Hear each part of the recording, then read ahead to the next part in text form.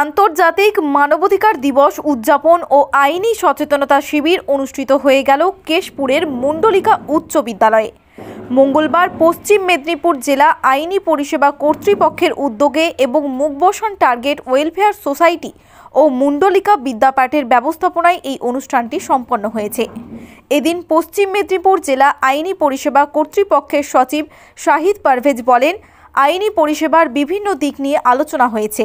সাধারণ মানুষ, ছাত্রছাত্রী কেউ কোনো রকম অসুবিধায় পড়লে আমাদের টোল ফ্রি নম্বরে কল করে জানাতে পারলে আমরা বিনামূল্যে আইনি পরিষেবা দেওয়া হয়।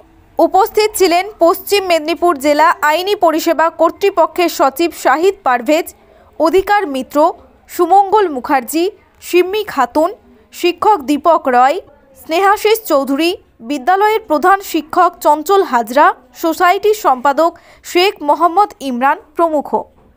মোবাইল কি আছে ওটাতে? হোয়াটসঅ্যাপ আছে, ফেসবুক আছে, ইনস্টাগ্রাম আছে, আর ফেসবুক হোয়াটসঅ্যাপ আছে। তাহলে তোমাদের তো ক্লাস 7, 8, 9, 10 পড়ে ওই ছাত্রছাত্রী আছে তো তোমরা 5, 6 তোমাদের কারোরই তাহলে এখানে 18 বছর হয়নি তো? এখানে কিন্তু আমাদের দেশে কোনো কন্ট্রাক্ট করতে গিয়ে 18 বছর বয়স দরকার।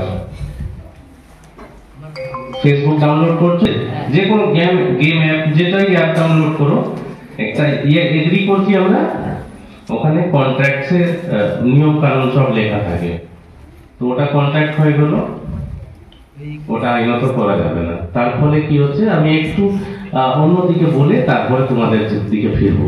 প্রোগ্রামটা আয়োজন করেছেন এখানকার মুন্ডলিকা বিদ্যালয় এবং টার্গেট ওয়েলফেয়ার সোসাইটি অর্গানাইজ করেছেন। আর তার মধ্যে আমাদের আইনি পরিষেবা পশ্চিম মেদিনীপুরের সাহায্য ছিল। আমরা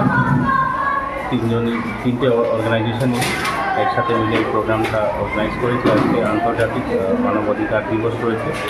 এখানে স্কুলের যে ছাত্রছাত্রী রয়েছেন তাদেরকে বিভিন্ন মাধ্যমে সচেতন করা হয়েছে, ওনাদের অধিকারের ব্যাপারে বলা হয়েছে। এখানকার শিক্ষক মহাশয়, প্রধান শিক্ষক এবং অন্যান্য স্কুল থেকে যে শিক্ষক শিক্ষিকা এসেছিলেন তারা সবাই বাচ্চাদের বা ছাত্রছাত্রীদের অধিকার নিয়ে বলেছেন।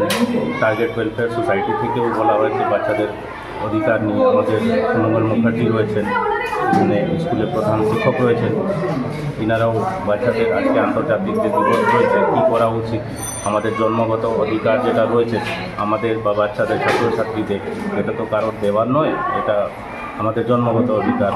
শিক্ষার অধিকার রয়েছে, এটা আমাদের ফান্ডামেন্টাল রাইটের মধ্যে পড়ছে। এক জায়গা থেকে অন্য জায়গার অধিকার রয়েছে, ভালো খাবার, খাদ্য সুরক্ষার অধিকার রয়েছে, ভালো করে বেঁচে থাকার অধিকার রয়েছে, right to life and liberty রয়েছে, ডিগনিটি রয়েছে। এইগুলো কেউ কেড়ে নিতে পারে না। এটা যদি কারোর হানি হয় বা কারোর ক্ষতি হয় বা কেউ এই মানবাধিকার উল্লঙ্ঘন করে, সেই ক্ষেত্রে কী কী পদক্ষেপ নেওয়া উচিত, এর জন্য আমাদের আইনি পরিষেবা কর্তৃপক্ষ পশ্চিম মেদিনীপুর সবসময় সেই ব্যক্তির সাথে দাঁড়িয়ে থাকবে। ছাত্রছাত্রী হোক বা অন্য কোনো সমাজের ব্যক্তি হোক, সেই সচেতনগুলো আমরা আজকে করলাম। আমাদের অফিসের লিফলেট মাধ্যমে ওনাদেরকে জানালাম কোনো রকম অসুবিধা হলে আমাদের যে নম্বর রয়েছে ওখানে যোগাযোগ করতে, টোল ফ্রি নম্বরও আছে 1098, ওখানেও যোগাযোগ করা যেতে পারে। এই বলে আমি আমার বক্তব্য শেষ। স্যার, পশ্চিম জেলার মধ্যে কেশপুরে বাল্যবিবাহের হার সর্বোচ্চ, আর এই বিষয়ে লিগ্যাল সেল কতটা পদক্ষেপ নিয়েছে? এটা আমি গত 2 মাসের মধ্যে যেটা আমি রেশিও দেখলাম, এখানে আমরা 4টে বাল্যবিবাহ আটকাতে পেরেছি। 3টে শালবনী এলাকাতে, আর একটা আমাদের কেশপুর সম্ভবত বা দাঁতন ছিল, এরকম একটা দাঁতন ছিল, দাঁতনে একটা আর শালবনীতে 3টে বাল্যবিবাহ আটকেছি আমরা 2 মাসের মধ্যে। আচ্ছা স্যার, কেশপুর এলাকায় মানব পাচার ওই ধরনের কিছু সমস্যা আছে নাকি? না, এরকম কিছু নেই। আমাদের এখানে অফিসের এখানে সুমঙ্গল মুখার্জি রয়েছেন, সিমি খাতুন রয়েছেন, এনারা আমাদের অফিস থেকে দায়িত্বতে রয়েছেন। এনারা সুন্দরভাবে এই কেশপুর এলাকাতে এনারা কাজ করছেন, প্রচার করছেন, সচেতন করছেন লোকজন, ওনাদের অধিকার ব্যাপারে যা পাওয়ার সবই সচেতন করছেন। ঠিক আছে, থ্যাংক ইউ।